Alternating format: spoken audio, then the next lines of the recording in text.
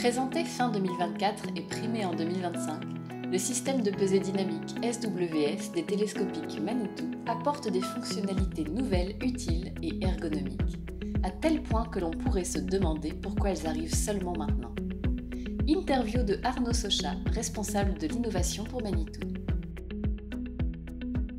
On va aller dans la partie mesure, qui est un nouveau menu. D'abord, on va régler le type de mesure. Donc, on a deux types de comptage. Ça, c'est vraiment en dehors du système de pesage. On compte des godets, par exemple, on compte des balles. Et après, en pesage, on a le comptage basique, le pesage basique, pardon. Donc, pesage basique, on va prendre juste le poids en temps réel. Ensuite, le pesage cumulé, on va venir mémoriser chaque charge, chaque godet, par exemple. Et ensuite, on va venir les cumuler en dessous. Ensuite, on a la cible, donc ça c'est très pratique pour des camions ou des remorques. On rentre la consigne directement dans le système, on rentre la cible et ensuite on va venir décompter au fur et à mesure afin qu'au dernier godet, on sache exactement la quantité de matière qu'on doit prendre pour compléter le chargement le plus exactement possible.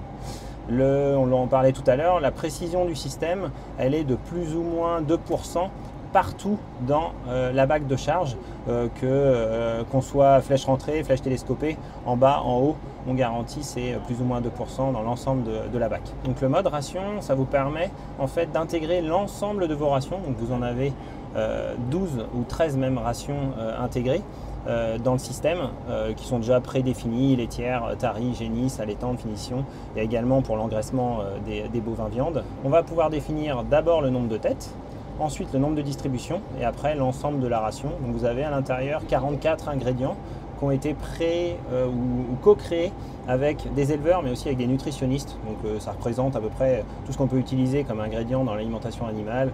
Et après, si on revient dans le mode pesage, ici, là j'active pour démarrer.